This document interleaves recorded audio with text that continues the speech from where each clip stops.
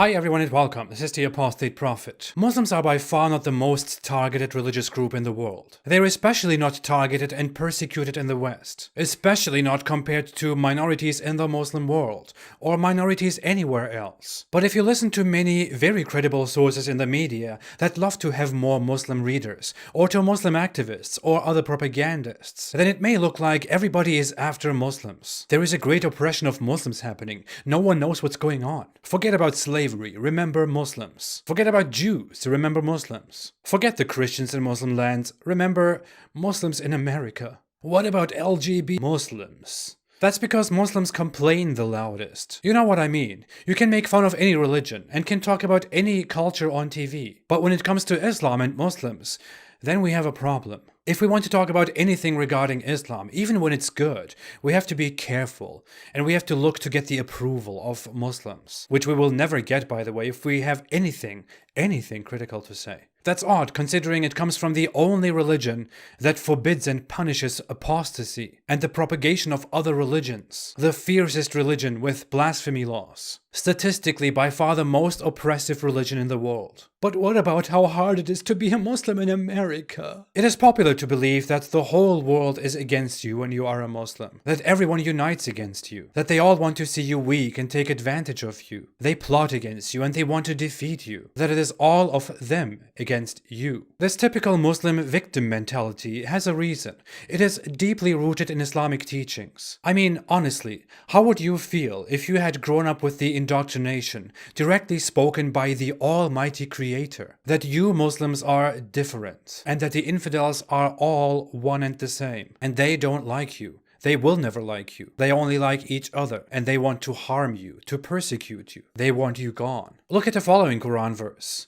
O you who have believed, do not take as intimates those other than yourselves, for they will not spare you any ruin. They wish you would have hardship. Hatred has already appeared from their mouths, and what their breasts conceal is greater. We have certainly made clear to you the signs, if you will use reason. The last line has nothing to do with the rest of the verse, but that's a typical Quran issue.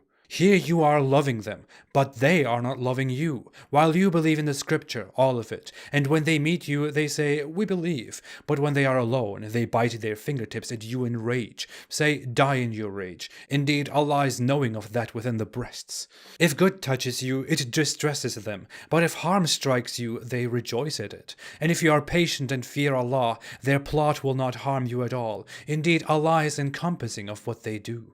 As a Muslim, this is basically what you learn. That you can't trust the non-Muslims, that you can't be too close to them, that even if you love them, you are kind of being mistaken because they won't love you back. In the end, they are disbelievers and they are the enemy. They don't want to see you happy. I grew up in Germany as a Muslim and I basically learned that non-Muslims don't like me and my religion. I need to be careful. They want to rid me of my identity. Imagine the inferiority complex that gives you. The Quran was greatly influenced by Muhammad's relationship with the pre-Islamic Arab polytheists in Mecca, who allegedly drove the Muslims out and persecuted them. Later, Muhammad robbed their caravans and provoked them and slaughtered them and destroyed all their temples and all their idols, but forget about that part. Muslims were persecuted. This is why the Quran constantly reminds its reader that the infidel wants to persecute you. That's why it reminds you that if the infidels had the upper hand over you, they would be your enemies and oppress you, which is why you need to be strong and rely on Allah against the oppressive infidels. Think about how this makes you feel as a Muslim minority in the UK. That may help you understand why Muslims complain about racism in a country that is apparently the least racist country in Europe, which is the least racist region in the world. You read about how Muslims are persecuted again and again, and how Allah will punish those who persecute you,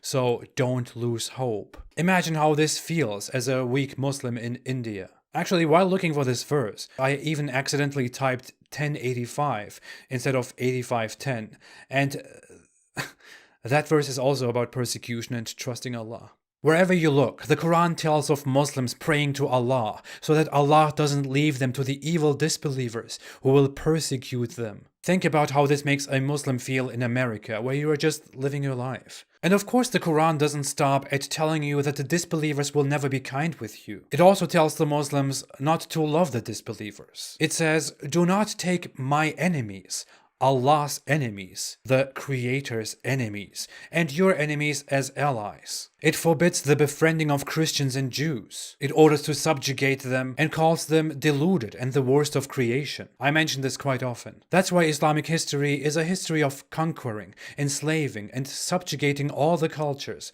that you could possibly conquer. All sanctioned by the Quran and the Hadith, of course. But once they fight you back and break your endless campaign of conquest and finally put your religion in its place, and then even make peace with you and tell you that we should just accept each other and live along, then you complain about being discriminated against. Because that's what the Quran has been teaching all along. People might have some distrust for Islam due to recent history, or feel a little bit anxious when they are about to enter a plane and they hear about Islam due to recent events. But who is really to blame for that? And honestly, if the world wanted to widely kill Muslims and persecute them and outlaw Islam and go through a cleansing, then they would be doing that right now. They would have done that already. They wouldn't be busy trying to improve the rights of Muslims, inviting Muslims in and offering them possibilities, and helping Muslim countries with massive funds. If the world wanted to persecute Muslims, it would kind of look like how it looks for Christians in Egypt, Pakistan, or Sudan, or atheists and apostates everywhere in the Muslim world, or Jews in the Arab world. Oh wait, they're all gone. Of course, in some places, there seems to be a serious problem concerning the safety and well-being of Muslims, like in China. And ironically, the Muslim world is quiet about that and keeps complaining about the West that invites you. How about you pay attention to that, after fixing the rights of minorities in the Muslim world, of course, which we know most of those who complain about Islamophobia don't care about at all. There is a Muslim victim mentality, and no one is to blame for that except Islamic teachings. Seriously, most people couldn't care less that a Muslim is a Muslim. Wanting to shove Islam into everyone's life and making everyone talk about it all the time definitely doesn't make it better. Islam wants you to talk about it all the time. Maybe what needs to go is the loyalty to Islam, so we can learn to function like proper humans again and get rid of our identity crisis and our inferiority complex. Anyways, I'm sorry if I offended someone with this speech and caused discomfort and sadness among Muslims. I will make sure to stay out of the Muslim world, where I would be sentenced to death for that. Oh, sorry, that was offensive again. Don't worry, you are the victim, not me. Me. Thanks for watching. No matter if you like this video or don't like this video, I demand you to like this video, and to like and to subscribe and to share. Being comforted is my right. How you really feel about me doesn't matter. Most of my videos are not monetized, so you can watch them without ads. If you want to support my work, please consider supporting me on Patreon through the link in the description. You can even choose to become a member of this channel, so you can have a prophet head next to your face and be considered a prophet. Being a prophet has never been so easy. I'll be back with more. Have a great day and stay away from Islam.